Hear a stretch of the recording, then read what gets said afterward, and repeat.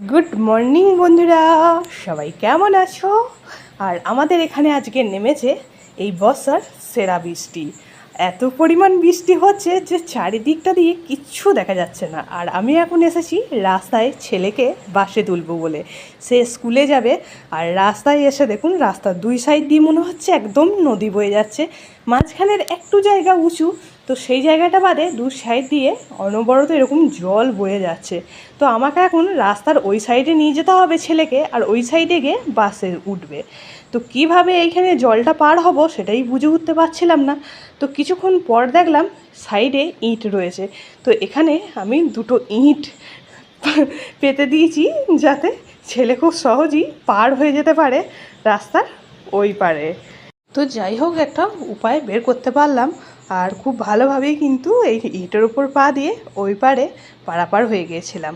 আর ছেলেকে এখানে দাঁড় করিয়ে দিয়েছিলাম, এখানে গাছের জন্য বৃষ্টিটা একটু কম পড়ছিল। তো যাই হোক বন্ধুরা, সবাইকে টাটা।